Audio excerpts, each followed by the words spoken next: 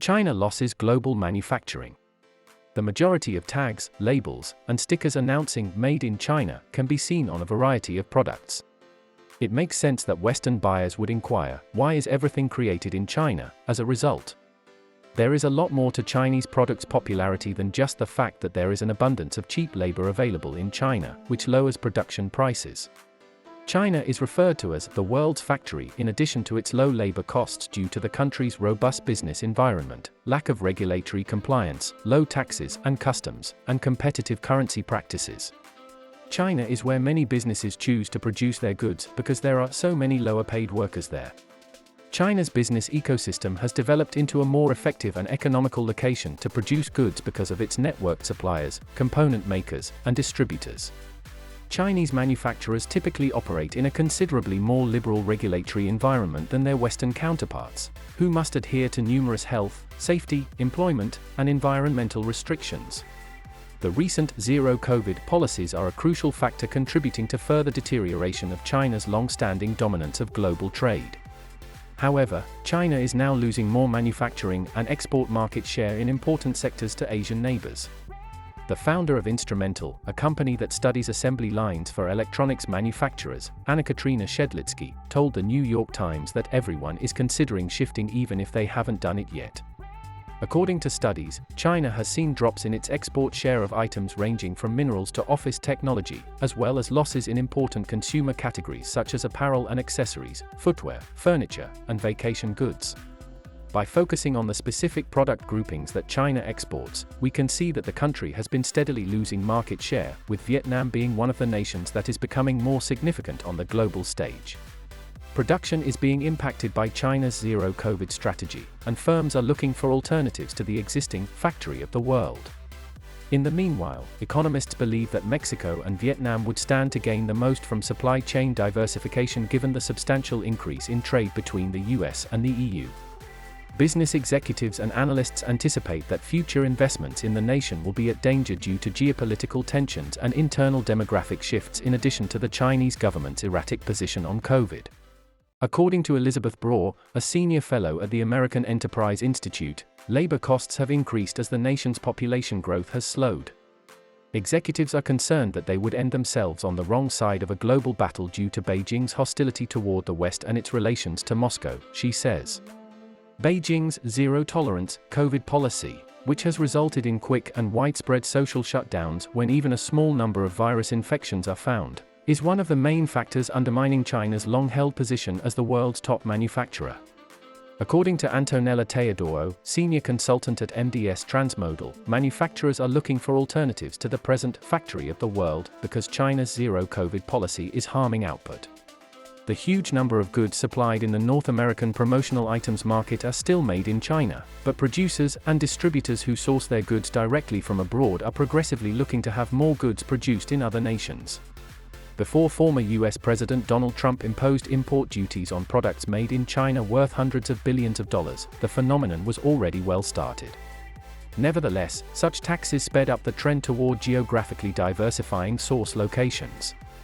Similar to other industries, COVID and China's response to the epidemic, which has resulted in closures and slowdowns at factories and port operations, have complicated matters and increased promotions push into other countries for manufacture.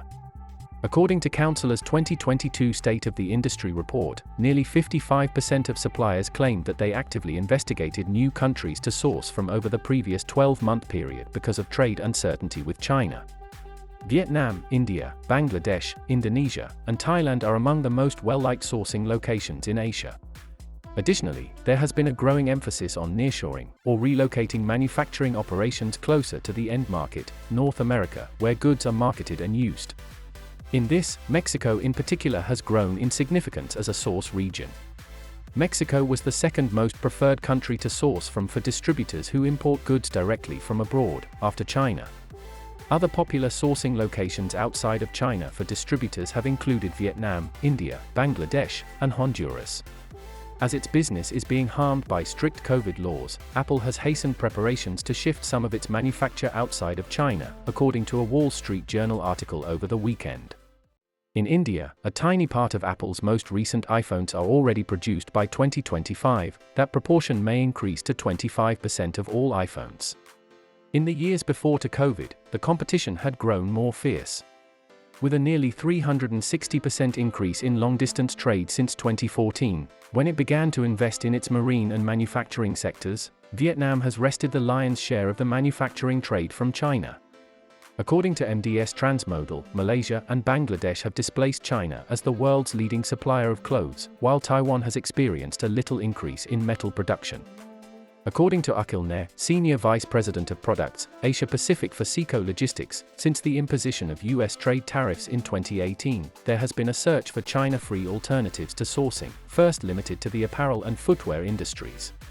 China lockdown and the resulting supply chain disruptions had a compounding effect that caused clients to quickly begin hedging their sourcing regions, particularly with nations like Vietnam, according to Nair. The largest port in the world and third largest container port, the port of Ningbo, is the most recent Chinese economic powerhouse to feel the effects of the government's zero-COVID regulations. According to global maritime analytics firm Marine Traffic, a COVID epidemic was discovered on Thursday of last week and expanded to Baluan, the region with the largest terminals for the port of Ningbo. That is the reason for decreasing production. The newest COVID outbreak in the region, according to Supply Chain In-Transit Visibility Head Alex Charvaliers, was the cause of what Marine Traffic reported as a significant drop of containership arrivals at the Ningbo port. We can still observe that there is an increasing TEU capacity waiting off port limits during the past several days, even if it seems from marine traffic data that the number of boats that came on the next day was larger than the prior days, he said. Since October 16, the Baluan district has temporarily closed management due to the district's abundance of warehouses and container yards, according to Joe Monahan, CEO and President of Worldwide Logistics Group. Truckers need to request for a special pass in order to bring goods to the Ningbo dock area because many Ningbo warehouses are unable to open to receive cargo and are unable to pick up empty containers from container yards.